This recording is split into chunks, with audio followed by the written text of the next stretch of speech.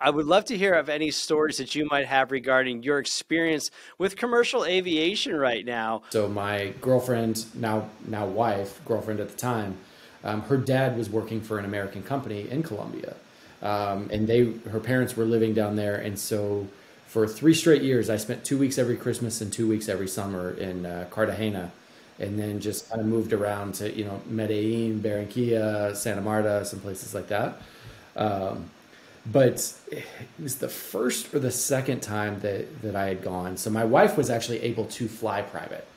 So the company she was with flew a private jet a couple of times a week back and forth from Birmingham down to Columbia. And we went to college about 3 hours north of Birmingham. And so as long as there was room on the jet, she could fly down there for free and basically just go to the beach for the weekend. I could not fly on the jet because we weren't married at the time. So I flew commercial every time I went. And it was first or second time I went, I'm coming back from Cartagena into Miami, waiting in the customs line. I've got a very tight connection, and this line is long. I mean, as you can imagine, the customs lines are no joke. And so I'm waiting, I'm staring at my watch, and this guy in a suit comes and stands next to me, and he's like, it's a long line, isn't it? And I said, yeah, man, it is. I got a tight connection. And he said, well, you don't need to wait in that line. Why don't you come with me? And I glanced at him. I was like, yeah, no, I don't. I'm fine. I'm fine. I can wait. And then his buddy, partner, whatever, comes and stands on the other side of me, opens up his jacket and flashes a badge. And he's like, no, really, come with us.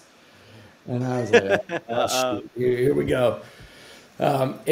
And so they bring me back into this back room, and the whole time I'm just deathly terrified. I mean, I hadn't flown a whole lot up to that point. Definitely, this was my first international flights, and I'm by myself. I'm young, and while I was down in Colombia, I got bit by a monkey.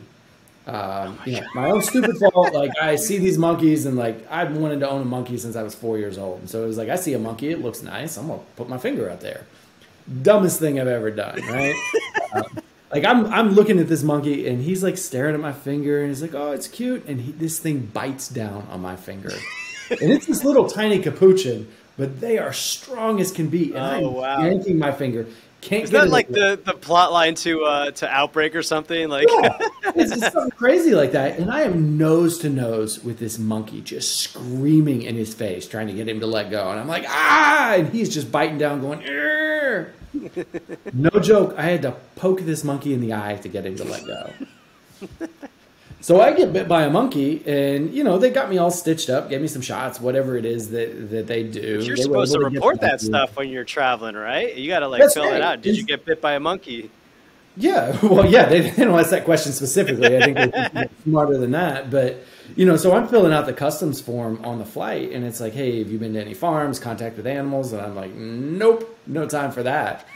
So I'm waiting in line, and I'm convinced that they've gotten some kind of doctor records, and they're like, you lied on this form. I think I'm going to prison for the rest of my life.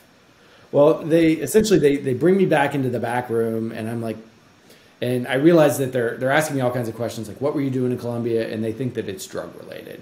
So I ended up missing my flight, had to spend a night in Miami, which, I mean, I guess as an 18, 19-year-old, there are probably worse things to have happen. Get a free hotel room in Miami for the night. But, it was just one of those nightmares of flying commercial.